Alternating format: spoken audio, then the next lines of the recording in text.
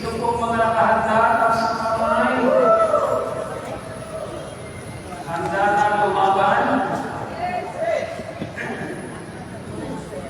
Tandaan po natin mga kapatid ko ng Kristo sa araw na ito, tayo may tinawag ni Lord. Na isang napakagandang plano ng ating Panginoon para po sa atin, mga kapatid. Kung mayroon akong magandang plano ang magulang ninyo para sa kabubuti ninyo, mas higit po ang plano ng Panginoon sa atin ngayong araw na ito.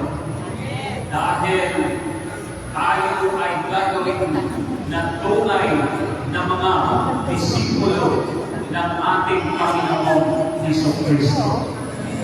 Sabihin mo sa katabi, sister, mayroong magandang plano ang Diyos para sa iyo. Tandaan po natin mga kapatid ay Kristo, ito hong gospel natin sa darating na Sunday, ito po mga kapatid ay Kristo yung huling habilin ng ating Panginoon sa mga alagad. Kaya ang mga alagad ay tinatasan ng ating Panginoon. Yung habilin niya, mga kapatid, para po sa mga alagad ay ito po para sa pagpapatuloy ng kanyang ministry.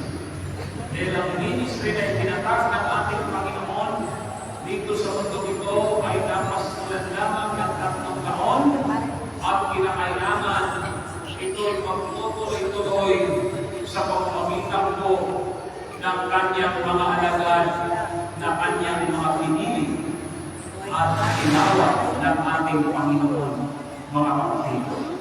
Kaya sa araw na ito, hindi lang po doon sa mga alagad ng Panginoon inutos, kundi extended hanggang sa panahon ngayon na ang panawagan ng ating Panginoon maging lahat ng tao sa buong mundo, sa buong sanlibutan. Sabi nga dito sa verse 19, ito po yung pinakating verse ko, mga kapatid, kaya humayo kayo at gawin ninyong alagad ko ang lahat ng bansa. Bautismuhan ninyo sila sa ngalan ng Ama, Anak at Espiritu Santo. Palampakan natin ang ating Panginoon. So ang topic ko po ay the true disciple of Christ. Ang tunay na disipulo ng ating Panginoong Jesucristo. Mayroon po akong password na ibigay sa inyo, 4. For this day, mga kapatid, 4 na day ang ibibigay ko po sa inyo ngayong araw na ito.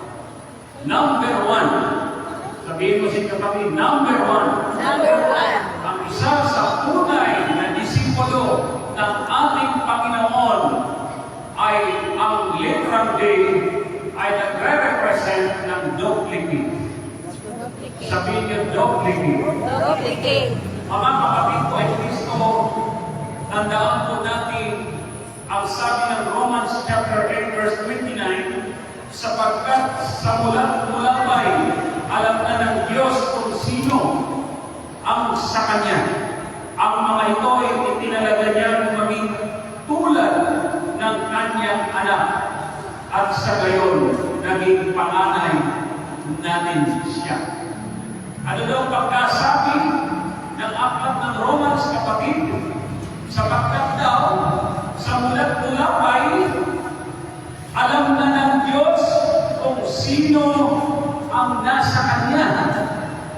At ang mga ito'y itinalaga niya maging tulad ng Kanyang anak at sa gayo'y nagiging panganay natin siya. Sa madaling salita, sa simula pa mga kapatid, alam na ng Diyos kung sino ang nasa Kanya, kapatid. At alam niya kung sino yung magiging katulad ng ating Panginoong Jesucristo. Sabihin mo si katabi, sister, ikaw yun. Palampakan natin ang ating Panginoon.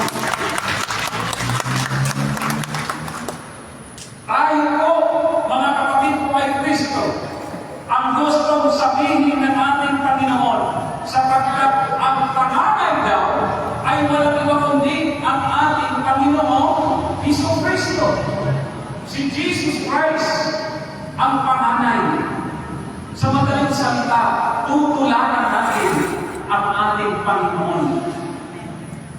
Kumbaga, sa susi. Pag ang original na susi ay idinuplicate mo, walang pinagkaiba sa original ang duplicate. Amen. Sa madaling salita, mga kapatid, pareho-pareho. Tayo po yung pinatawag na ang isang tunay na disipulo ni Kristo ay isang carbon copy ni Kristo sa maraming paraan. Kumbaga, sa Xerox, pag pina-Xerox mo ang original, lalabas ng Xerox copy ay walang pinagkaiba, kundi pareho-pareho ang nilalaman na naisusulat sa original na sinino. Ganyan din ang mga disipulo ng ating Panginoon, katulad ng ating Panginoon Heso Kristo. And sabi ng Diyos na chapter 4, verses 10 to 17, nalalaman natin ang pinangalaligan ang pag-ibig ng Diyos sa atin. Ang Diyos ay pag-ibig, ang nagpapatuloy na umiibig ay nananatili sa Diyos at nananatili naman sa kanilang Diyos. Ang pag-ibig ay nagiging ganap kung hindi natin kinakatakutan ang araw ng paghuhukom sapagkat tayo'y tulad ni Kristo kahit nasa daigdig pang ito. Wow! Ganda nito, mga kapatid. Ano ho ang sabi niya? Sapagkat daw tayo'y tulad ni Kristo kahit nasa daigdig pa tayo ito. Kahit pala nandito tayo sa mundo na ating nilalakaran, na ating pinamamahayan, ay pwede tayo magiging katulad ng ating Panginoong Hesus Kristo. Kaya hindi daw dapat natin katakutan ang panahon ng paghuhukom dahil ang tao hindi natatakot sa panahon ng paghuhukom ay katulad ng ating Panginoong Hesus Kristo. Dapat na ikagagalat natin ang panahon ng paghuhukom sapagkat tayo ay makakasama na ng ating Panginoong Hesus Kristo. Amen. Tingnan mo yung kami mo kung sa hari ng Kristo. Sabihin mo sa kanya, sister, ikaw ang duplicate ng Panginoon. Ay hindi mo pwedeng saktan ang katabi mo. Hindi mo pwedeng siraan ang katabi mo. Hindi mo pwedeng chismis ang iyong katabi. Dahil yung katabi mo ay kaduplicate yan ng ating Panginoon sa Kristo. Amen. Amen. Amen.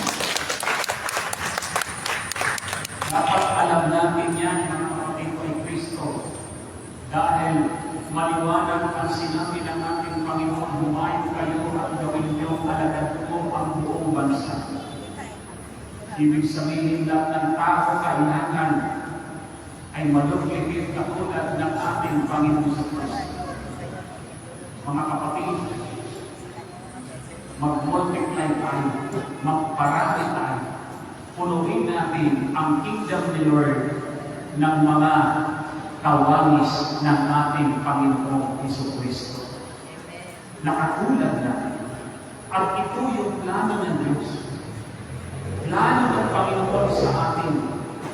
Ma-conquer, ma-penetrate ang buong sulok ng sanlibutan na ang lahat ng mga naninirahan sa mundo ito ay makatulad ng ating Panginoon. At sino ang inaatasan niya?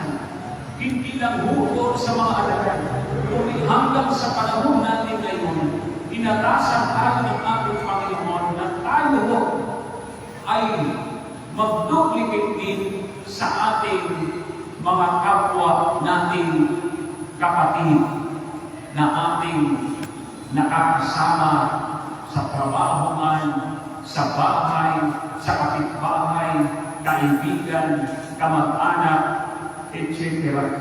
Kailangan maging katulad ng ating Panginoong Jesucristo. Amen? Amen. Kaya ho, dapat ang ugali ng isang disipulo ay makita sa atin tulad ng ating Panginoon. Ano ba ang ugali niya? Mayroon siya kababaang loob. Sabihin, kababaang Kababaan loob. isa sa napakagandang dapat nating aglayin mga disipulo ng ating Panginoon ang humility. Kasi alam niyo kung bakit? Pag mayroon kang humility, kapatid, tandaan mo kahit magsisigawan na sa pamilya, mahinaan na kapatid. Mayroon akong isang nabasa sa atin at ganito. Kapag daw ang mag-asawa ay nagsisigawan sa loob ng bahay, isa lang ibig sabihin niya, magkalayo na ang